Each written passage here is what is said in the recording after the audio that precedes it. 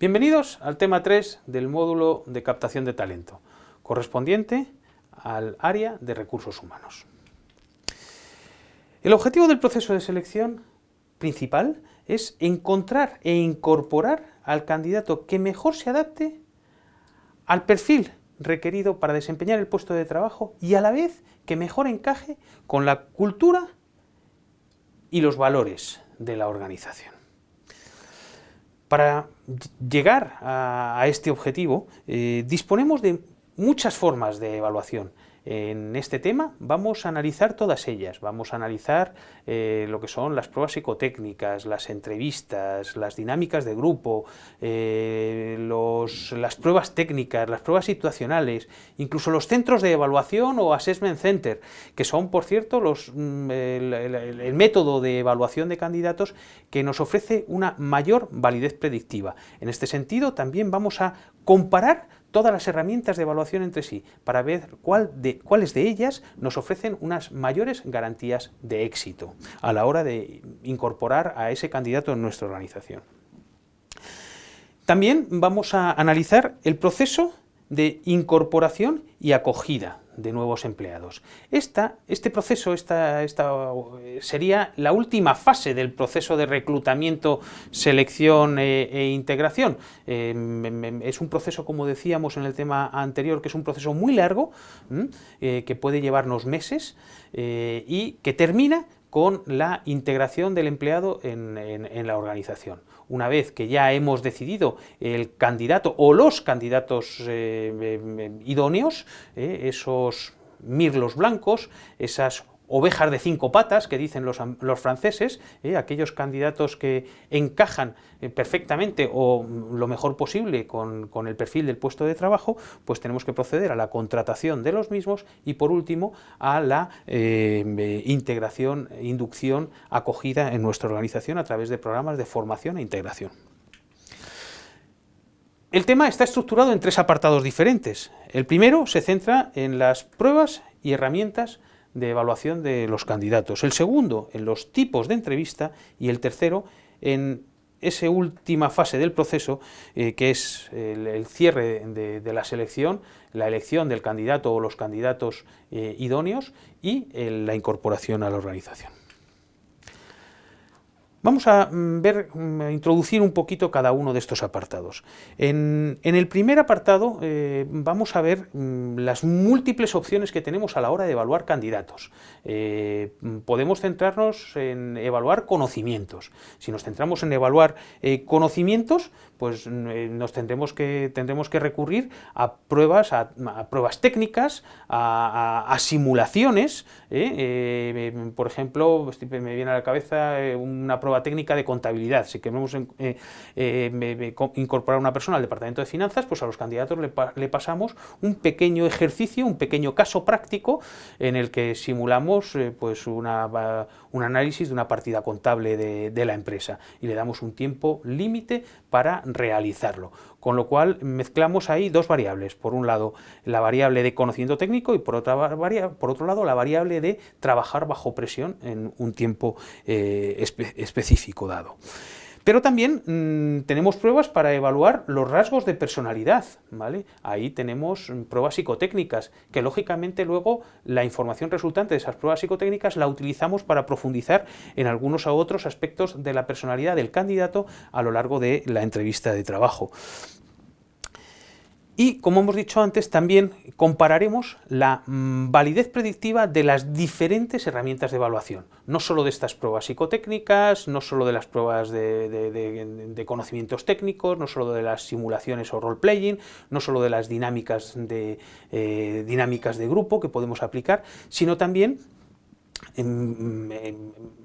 toma de referencias, pruebas grafológicas y, por supuesto, las entrevistas tradicionales, las entrevistas por competencias o de incidentes críticos y los centros de evaluación, que son aquellos centros o aquellos procesos de selección donde lo que hacemos es, en un solo día o en un par de jornadas, concentramos a un montón de candidatos y les sometemos a un montón de pruebas diferentes de forma progresiva y eliminatoria. este método de Assessment Center o centro de evaluación es el que ofrece una mayor garantía de éxito, una mayor validez predictiva. En el segundo apartado vamos a analizar los diferentes tipos de entrevista. Las entrevistas se pueden diferenciar bien por quién las hace. Tenemos entrevistas que hace el Departamento de Recursos Humanos y tenemos entrevistas que hace el departamento técnico correspondiente, el departamento que genera la vacante.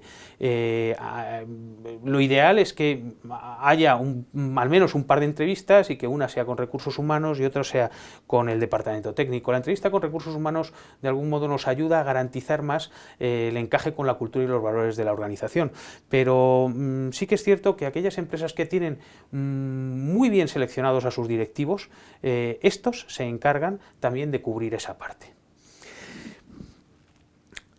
También tenemos, las entrevistas se pueden clasificar como entrevistas internas o externas. Hay veces donde los candidatos les entrevistamos internamente, pero en otras ocasiones, como cuando recurrimos a un cazatalentos, o también llamado headhunter, o cuando recurrimos a una empresa de trabajo temporal, o ETT, o a una empresa de selección, ellos hacen entrevistas externas con los candidatos.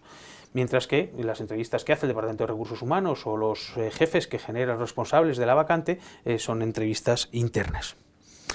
Pero sobre todo tenemos entrevistas biográficas, entrevistas técnicas y entrevistas por competencias. Estas últimas, las entrevistas por competencias o también llamadas de incidentes críticos, son las que nos ofrecen una mayor garantía de éxito a la hora de incorporar a aquel candidato que mejor actúa, que mejor se desenvuelve en este tipo de entrevistas. Se trata de entrevistas en las que nos focalizamos en investigar situaciones que el candidato haya podido vivir en el pasado, similares a las que podrá vivir en el futuro, y preguntarle en primera persona del singular, en pasado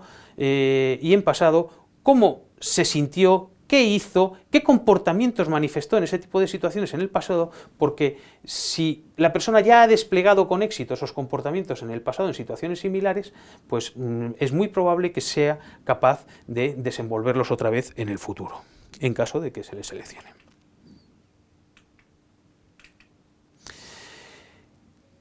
Y en cuanto al último apartado, pues nos referimos al cierre del proceso de selección y a la integración y acogida de los candidatos en nuestra organización. Bueno, aquí me viene a la cabeza esa famosa frase de la primera impresión es la que cuenta, o nunca hay una segunda oportunidad de dejar una buena primera impresión. Esto lo podemos aplicar tanto al proceso de integración y acogida de nuevos empleados, donde es muy importante tenerles motivados, ofrecerles una buena imagen de la empresa y del departamento al comienzo y después, por supuesto, pero también, lógicamente, cuando uno empieza, y sobre todo también corregir a la primera los errores o los vicios o ciertas pautas de trabajo que el empleado pueda traer de otras organizaciones y que no se adapten a la cultura, a la forma de hacer en el puesto de trabajo o en la nueva organización. Y por tanto, aquí es importante corregir rápido, al igual que ofrecerles la formación necesaria para rápidamente poder dar pedales, poder integrarse rápido en el engranaje de nuestra empresa, de nuestra organización. En cuanto a los objetivos previstos para este tema, hablaríamos de, en primer lugar, pues, que seáis capaces al acabar este módulo de conocer las diferentes pruebas y herramientas de selección, así como las técnicas y las preguntas más utilizadas en el transcurso de las entrevistas de selección.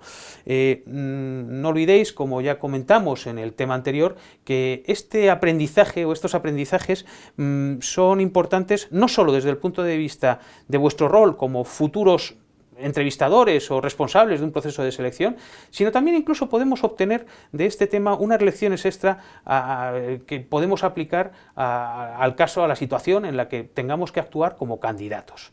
Si aprendemos cuáles son las preguntas más eficaces para un entrevistador, automáticamente o consecuentemente también podremos intuir y aplicar cuáles son las respuestas mejores para un candidato. En segundo lugar, es importante que comprendáis el orden lógico a la hora de administrar las diferentes pruebas del proceso de selección. No es lo mismo hacer entrevistas individuales al comienzo del proceso de selección que hacerlas al final. Si las hacemos al principio, el proceso no va a ser nada eficiente. Vamos a tener que dedicar un montón de tiempo a entrevistar a un montón de candidatos. Es más lógico que antes de esas entrevistas individuales hagamos dinámicas de grupo, e incluso que antes de las dinámicas hagamos pruebas de selección, e incluso para convocar al candidato a esas pruebas de selección le hagamos una pequeña entrevista telefónica. En esa entrevista podemos comprobar, por ejemplo, el nivel de idiomas. Por lo tanto, el proceso de selección tiene que seguir este orden, un orden lógico. Y por último, objetivo de aplicación. Lo que más nos importa es que al finalizar el tema seáis capaces de aplicar pues las técnicas, herramientas y las preguntas más eficaces para desplegar en un proceso de selección, siempre con ese objetivo de encontrar al mejor candidato para el puesto de trabajo y para la organización. Encontrar a ese mirlo blanco o a esa oveja de 5 patas que dicen los franceses.